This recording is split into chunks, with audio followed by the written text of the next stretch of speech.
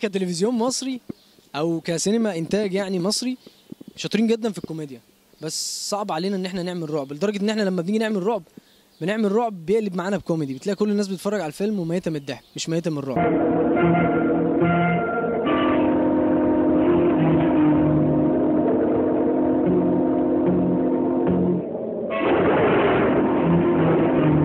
طب احنا هنتكلم عن المسلسلات او الافلام الرعب اللي عندنا. افلام رعب؟ يا عم افلام رعب، ده احنا عاملين افلام رعب فظيعه. هو مسلسل ممكن بس يكون مسلسلات رعب وافلام رعب. لا ما فيش الكلام ده بصراحة 7 وصايا. ايه المشهد الرعب اللي كان فيه؟ بتاع أحمد عرنوس اللي هو لما كان بيحضر الجن. إلهاب يعتبر دي بداية حلوة. اكيد ده أكيد. عشان يوسف الشريف ولا عشان كفر دلوقتي؟ يوسف الشريف دماغه حلوة. مفيش رعب عندنا في مصر. في رعب عندنا في مصر؟ لا مفيش. افلام ومسلسلات. كنز اللي احنا فرحانين بيه قوي صح؟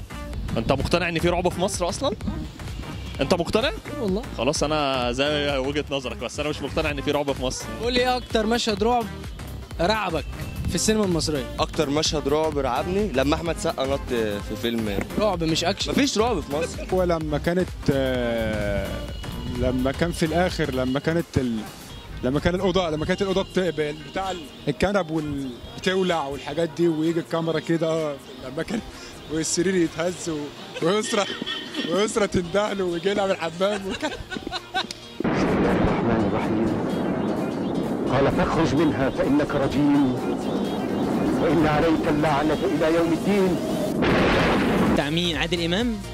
فيلم جامد ده بتاع القطة. بتاع عادل إمام بتاع القطة. سواء دلوقتي الأفلام المسلسلات كفر دلهاب فظيع. لا مش رعب، هو انا لحد دلوقتي بنطفي النور واحنا بنتفرج عليه كانها 3 دي فاهمني. طب ايه اكتر مشهد في كفر دلهاب؟ هو لحد دلوقتي هم 3 حلقات بس، كل نهايه حلقه لازم ينهيها بحاجه مرعبه يعني. كان في فيلم زمان اسمه القط الاسود تقريبا. هو الشيطان يعز يجي او الشيطان يعز. يوسف بيك وهبي. بتاع يوسف بيك وهبي. ايوه الحاجات دي كانت بترعبك؟ يعني ها قلبك قلبك ضعيف مش قوي. الانس والجن والتعويذه مفيش غيرهم اصلا في مصر يعني. في مشهد برضه في الكلام ده مشهد لما كانت نايمه وكان النور قاطع فكان بتحلم بيه، فراحت بيها بتبص على الباب وكان النور ضلمه طبعا، فمامتها بتفتح الباب وهي حست بشكلها وكانت لابسه بقى تحجيبه كده، فده اكتر موقف خضني. ولما نورت النور برضو كان شكلها مخيف برضو مع انها عجوزه وكده. افلام رعب قويه؟ لا انا شايفهم كلهم عاديين يعني، مفيش حاجه مرعبه. حتى شفت ايه مرعب؟ يعني كفر دلهاب اللي عاملين يتكلموا عليه ده نزل منه صور، يعني حاجات عاديه. احنا ليه بقى منحدرين في الموضوع ده؟ يعني احنا ليه مش قادرين نعمل رعب قوي زي الاجانب؟ قول لي احنا حاجه احنا متفوقين فيها، عشان انت بتقول لي احنا ليه منحدرين في الموضوع ده؟ احنا في كل حاجه منحدرين. دلوقتي عندنا فكره، لو قالوا لك انت هيعملوا فيلم رعب او مسلسل رعب في مصر وعايزينك تكتب القصه، انت بقى اوسع او وسع خيالك كده واسرح بيه وقول لنا قصه كده تبقى فيلم رعب او مسلسل رعب، وانت هقول لك بعدين. يعني مثلا ممكن يكون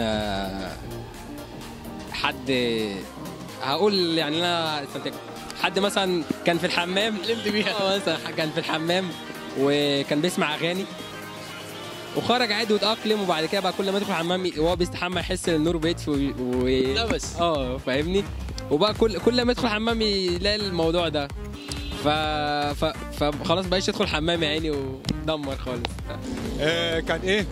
كان وحيد سيف كان ليه مشهد كده اللي هو بتاع محامي خلع، وكان لما كان بيقول له لما دخل عليه وقال له اللي هو الحاج كان اسمه الحاج ايه؟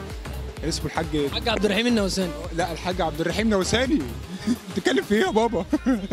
الحاج عبد الرحيم النوساني ده بيتحكم في 25,000 تذكره انتخابيه، قال ايه كله فال.